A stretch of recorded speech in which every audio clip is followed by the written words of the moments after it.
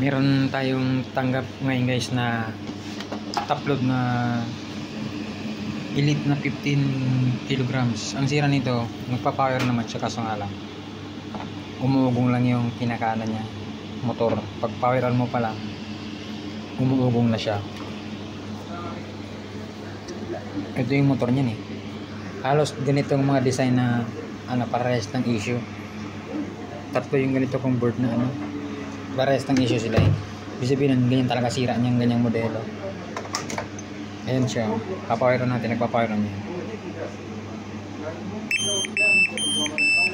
Ang nangyayari, pag pinawiran mo siya,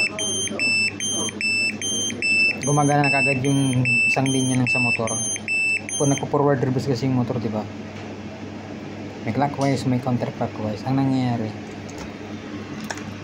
gumagana na kagad yung isang trayek niya. Ito. Either dyan o sa dalawa rin ang may problema.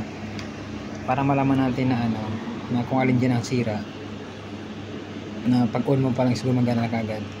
Pwede tayong gumamit ng pump ng motor, water pump. Yan sa turong pinakanan niya, sa drain pump. Kasi pag tinisting natin yan ng tester lang, okay naman sa tester yan pero pinakadabis niya is i-actual mo siya, i-actual mo ng supplyan mo talaga siya, tapos talagay mo siya ng ito yung output niya yung dulo-dulo na yan. Tingnan natin yan. Yung isa shorty lang isa niyan ayan umilaw yung bulb ko kanya siya naman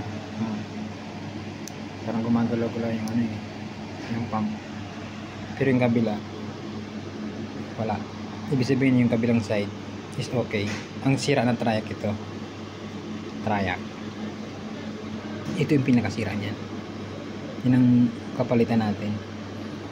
Kahit din sa kabilang ganun din ang na-diagnostic ko sira din yun sa kabilang side.